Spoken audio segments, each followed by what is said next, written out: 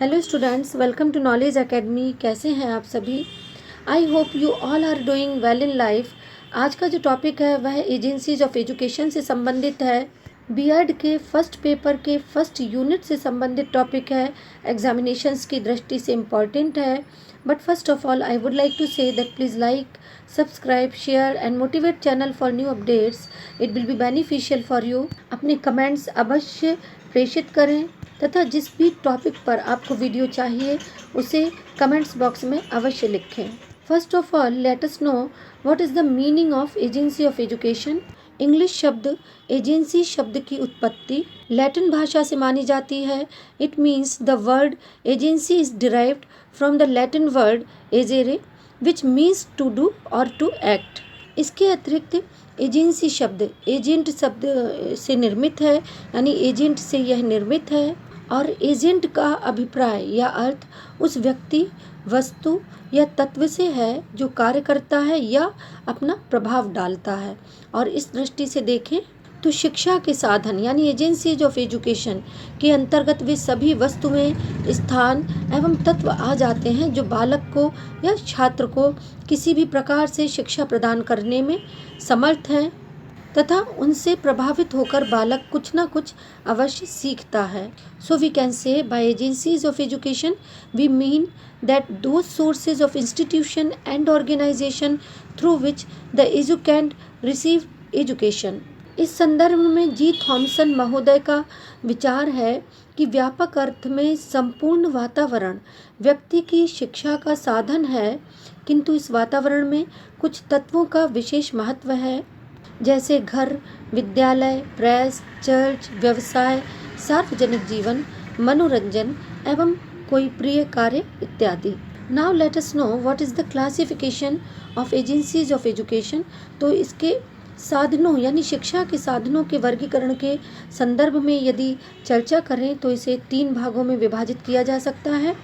औपचारिक या सावधिक साधन या फॉर्मल एजेंसीज, अनौपचारिक साधन इनफॉर्मल एजेंसीज और निरौपचारिक साधन यानी non formal agencies of education. तो ये 3 कैटेगरीज हैं एजेंसीज ऑफ एजुकेशन की।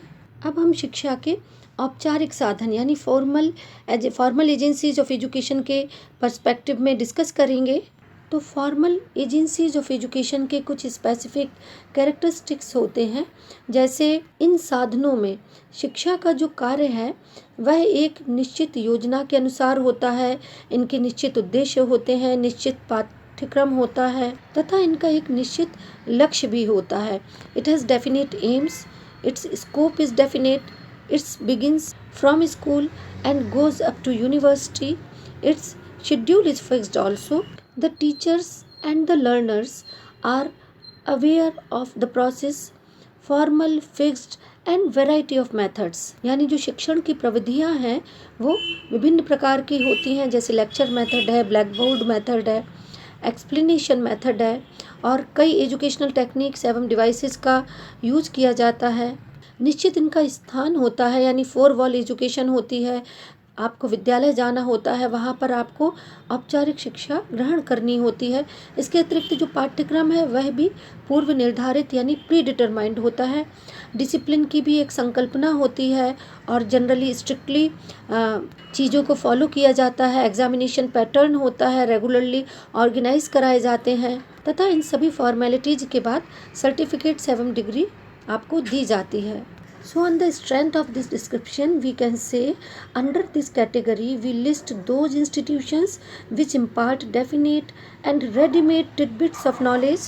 There is a structured, I mean to say there is a controlled and structured environment. The teachers are definite and the objectives to be achieved are specific. Such institutions are established by society with the purpose of directing, providing the accumulated knowledge in specific doses under a pre-planned program। कहने का अभिप्राय है कि शिक्षा के इन साधनों के द्वारा जो शिक्षा की योजना है वह पूर्व निर्धारित होती है तथा विद्यालय एवं शैक्षिक संस्थाएं इन साधनों के अंतर्गत हैं। कहने का अभिप्राय यही है कि इनके पूर्व निर्धारित लक्ष्य होते हैं, उद्देश्य होते हैं, एक निश्चित पाठ्यक्रम है, निश्चित शिक्षण विधियों की व्यवस्था होती है तथा उनको नियम के अनुसार फॉलो किया जाता है। इन दिस कॉन्टेक्स्ट और about it's merit, John Dewey remarks, without formal education, it is not possible to transmit all the resources and achievements of a complex society. It also opens way to a kind of experience which would not be accessible to the young. यदि formal agencies के demerits के संदर्भ में discuss करें कि इनकी demerits क्या हैं, तो इन साधनों द्वारा जो छात्र है उसको सीमित ज्ञान प्रदान किया जाता है, बालक का स्पॉन्टेनियस डेवलपमेंट नहीं संभव है या स्पॉन्टेनियस डेवलपमेंट, हार्मोनियस डेवलपमेंट का जो प्रोसेस है वो विद्यालय में पूरी तरह से नहीं हो पाता है तथा बुकिश नॉलेज पर अधिक एम्फसाइज किया जाता है। इसी तरह से इनफॉर्मल एजेंसीज ऑफ एजुकेशन के पर्सपेक्टिव में यदि डिस्कस करें कि अनौपचारिक शिक्षा के साधन क्या हैं तथा इनके कैरेक्टरिस्टिक्स क्या हैं, तो यदि मोटे शब्दों में कहें या स्पष्ट शब्दों में कहें तो ये जीवन के अनुभवों से संबंधित होते हैं तथा ये शिक्षा के वे अनौपचारिक साधन हैं जिनकी पूर्व निर्धारित कोई भी योजना नहीं होती है, इनका कोई पूर्व निर्धारित लक्ष्य नहीं होता है तथा ये बालक को प्रत्यक्ष एवं अप्रत्यक्ष रूप से प्रभावित करते हैं।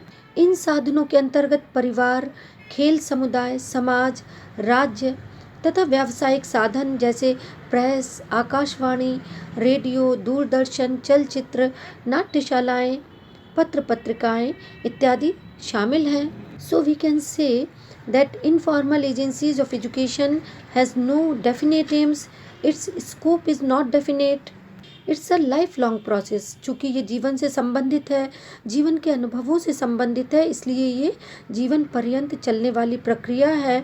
और इनफॉर्मल एजेंसीज ऑफ एजुकेशन के संबंध में ये भी कहा जाता है कि इनकी कोई भी पूर्व निर्धारित योजना या उद्देश्य या पाठ्यक्रम या शिक्षण विधियाँ नहीं होते हैं जो कि पहले से डिटरमाइंड हो, प्री डिटरमाइंड हो।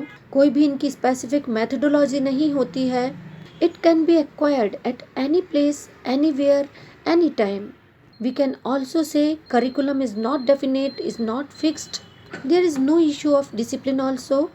There is no examination pattern. Only experiences of life plays a significant role in this perspective.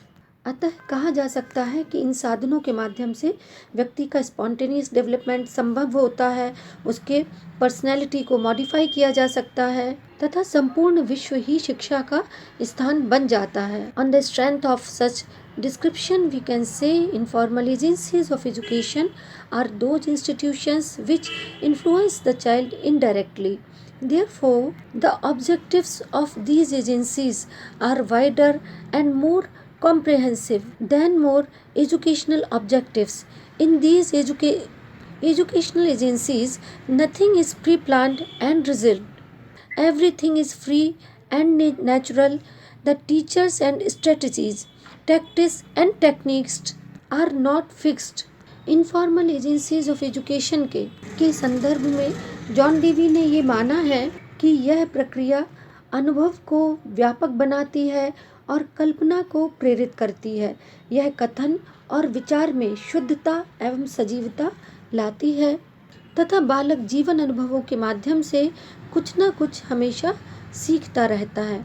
यदि इसके डिमेरिट्स के संबंध में डिस्कस करें तो इसमें यही डिमेरिट है कि अनौपचारिक शिक्षा में कोई भी पूर्व निर्धारित योजना नहीं होती है, प्री डिटरमाइंड नहीं है तथा इन साधनों के माध्यम से जो एजुकेशनल प्रोसेस है वह बहुत अधिक समय लेता है तथा सब कुछ स्पॉन्टेनियस है, कुछ भी ऑर्गेनाइज नहीं है। But on the whole we can say the child is informally educated by living with others and the very process of living together educates, it enlarges and enlight experiences, it stimulates and enriches imagination, it creates responsibility, accuracy and vividness of statement and thought. Education की non formal agencies के perspective में discuss करें कि निरौपचारिक शिक्षा के अभिकरण क्या हैं तथा इनकी कैरेक्टरिस्टिक्स क्या हैं। So we can say in this context it has large clear cut aims, Its scope is generally definite. It can be lifelong. Its schedule is fixed as well as not fixed, यानी इसका जो schedule है या समय सीमा है वो fix भी है और नहीं भी है। वह कैसे? उदाहरण के लिए यदि आप प्रौढ़ शिक्षा केंद्र में, जो कि एक non formal agency of education है, उसमें आप एजुकेशन लेना चाहते हैं या डिस्टेंस एजुकेशन के माध्यम से, सतत शिक्षा के माध्यम से, अंशकालिक कॉरस्पॉन्डेंस के माध्यम से एजुकेशन लेते हैं, तो इनकी जो समय सीमा है वो निश्चित है कि आपको इतने वर्ष में, इतने समय में, इतने महीने में ये करिकुलम पूरा करना है। लेकिन दिन में कितने घंटे क्लास होगी, इसके संबंध में आप स्वयं चयन कर सकते हैं या घर बैठकर भी स्टडी कर सकते हैं। तो इस आधार पर कहा जा सकता है कि इसका जो शेड्यूल है वह फिक्स भी है और नहीं भी है। इसके अतिरिक्त इसकी जो अप्रोच है वह फ्लेक्सिबल है। डिस्टेंस एजुकेशन को इसमें प्रायोरिटी दी जाती है, तो उसके आधार पर कहा जा सकता है कि outside from four wall education, इसका जो करिकुलम है वह बहुत अधिक फ्लेक्सिबल होता है, यानी उसमें लचीलेपन की प्रधानता है। Examinations are not frequent. तो इस तरह से इसके कुछ कैरेक्टरिस्टिक्स हैं। इस तरह से कहा जा सकता है कि जो सभी प्रकार की नॉन फॉर्मल एजेंसीज़ हैं वो एजुकेशन पैटर्न के संबंध में फ्लेक्सिबल हैं, तथा इन एजेंसीज़ के अंतर्गत औपचारिक और अनौपचारिक, यानी फॉर्मल एजेंसीज़ और इनफॉर्मल एजेंसीज़ दोनों के ही कैरेक्टरिस्टिक्स इनके अंतर्गत आते हैं, यानी गुण इनके अंतर्गत विद्यमान है। निरौपचारिक अभिकरण ना तो पूर्ण रूप से ऑर्गेनाइज होते हैं, नियमबद्ध होते हैं, और ना ही पूर्ण रूप से असंगठित होते हैं एवं स्वतंत्र होते हैं, यानी इनमें दोनों का समन्वय विद्यमान है।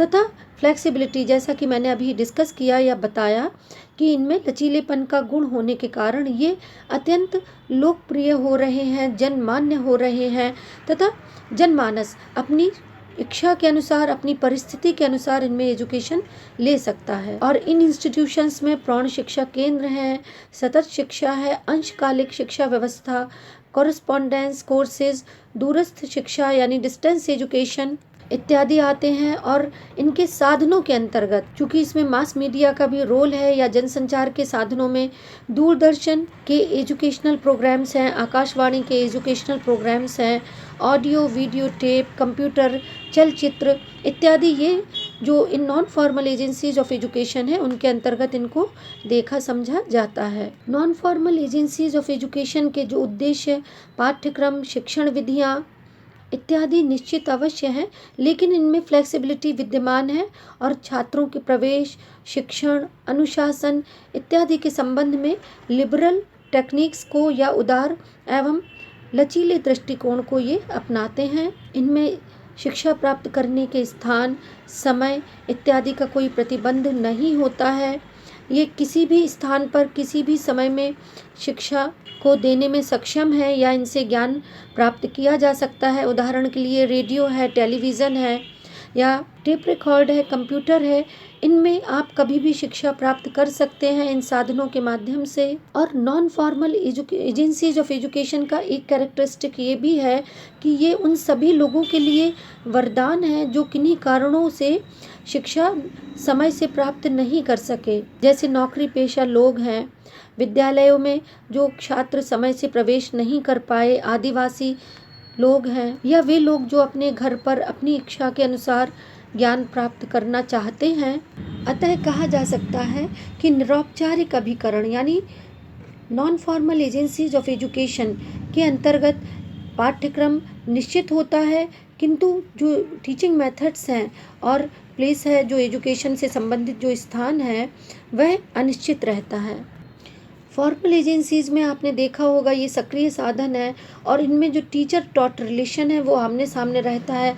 शिक्षक डायरेक्टली अपने स्टूडेंट से कांटेक्ट कर सकता है या ज्ञान प्रदान करता है। जो इनफॉर्मल एजेंसीज ऑफ एजुकेशन है वो इनडायरेक्टली होती हैं, जबकि जो non formal agencies of education है वो सेमिनार, कॉन्फ्रेंसिंग इत्यादि के माध्यम से, जो विभिन्न प्रकार के संपर्क कार्यक्रम हैं कंप्यूटर के थ्रू, उनके माध्यम से प्रत्यक्ष प्रभाव डालते हैं। आई होप आपका कंसेप्ट क्लियर हुआ होगा। That's all for today. Please take care of yourself. Thank you for being with me. Thank you.